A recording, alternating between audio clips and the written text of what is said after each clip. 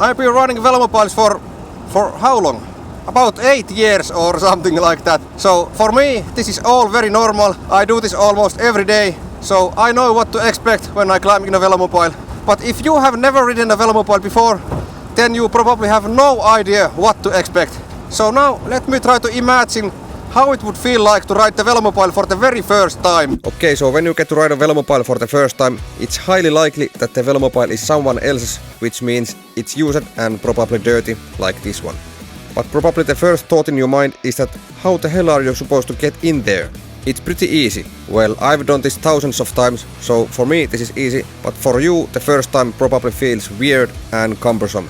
Getting out feels equally cumbersome. But this is something you will get used to.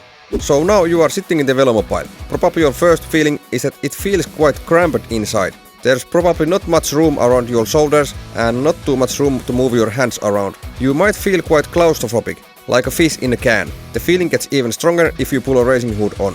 But that's also something you will get used to. You will also notice quite quickly how comfortable the seating position is, and you probably will think that you could sit here quite comfortably for long periods of time. But also at the same time, you are not sure if you really could spend so much time in this kind of tight, confined space. Next you start to get familiar with the controls of the Velomobile. But even though these things have a lot of regular bike parts, the controls, pedals and seating position feels nothing like a regular bicycle. Velomobiles usually have either a tiller steering or tank steering. Both look and feel very different than your regular bicycle handlebars.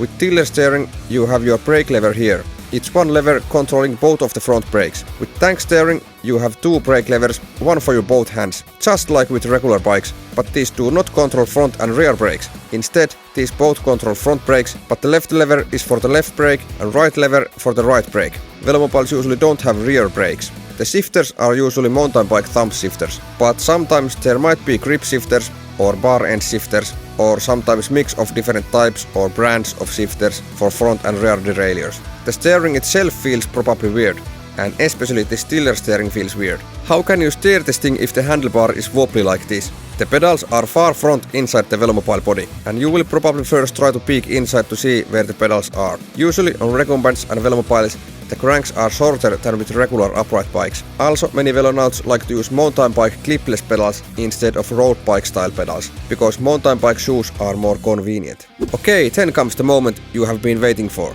The ride. You look up and realize that the visibility to the road just in front of the Velomobile is blocked by the long nose. You are afraid to start moving because you don't remember what's in front of the Velomobile. But when you start moving and get some speed, you realize that the blind spot just in front of the Velomobile is not such a big problem at high speed. You can actually see well enough where you are going. The blind spot will be a problem only when maneuvering on tight spots in a parking lot or something like that. Talking about maneuvering, when making a tight turn, you quickly notice the large turning circle of a Velomobile. You are probably going to make a U-turn in a stupid spot where there's not enough room and you have to reverse, only to realize that you don't know how to reverse. So then you are crosswise on a road and you try to quickly climb out of the Velomobile to turn it around before anyone is going to hit you by a car. Yeah, that happened to me once. Not the hit part, but the U-turn in a stupid spot. Hey, if you find this video helpful, please click the like button below the video. That would help to spread this video to more people who may want to test ride a Velomobile someday. Okay, some other things you will notice on your first Velomobile ride. The noise. Velomobiles are quite noisy compared to open frame bicycles. The Velomobile body is like a sound box and amplifies the tire noise and vibrations coming from the road. Pedaling with the short cranks in a weird laid-back position feels nothing like upright bike. In fact, you probably realize that you just can't compare this to cycling with upright bike at all. The only common thing with Velomobiles and upright bikes is that you have to pedal to move.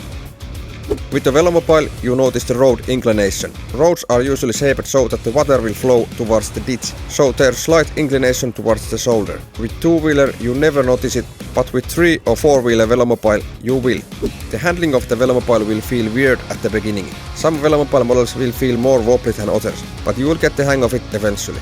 You will notice that potholes are quite annoying. With three-wheeler you do have to go around them. It feels weird to approach a pothole because of the blind spot just in front of the Velomobile. So you need to learn to look far ahead for potholes. Also you might notice the ground clearance is not very large. Most Velomobiles have just enough ground clearance, but some sportier models are more closer to the ground. Okay, now you have been pedaling this heavy thing for a while. It feels heavy and clumsy and it just doesn't feel as fast as your road bike.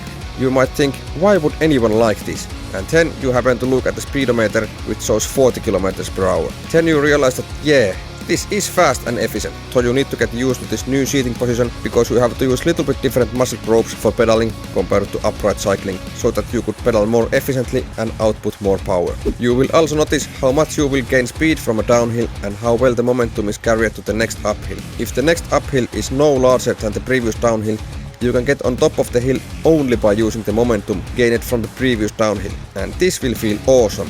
But long uphills are the only place where a Velomobile will actually feel slow and heavy. Okay, so that was how I would imagine the first Velomobile ride would feel like. But anyways, it will take time to get used to everything. I would say that you have to ride at least 1000 kilometers before you can say if riding Velomobiles is your thing or not. I mentioned earlier how you probably don't know how to reverse a Velomobile. Well, let me explain how to do it. Just click here and I'll explain how it's done, or actually how you don't have to do it at all. And see you there. Bye bye.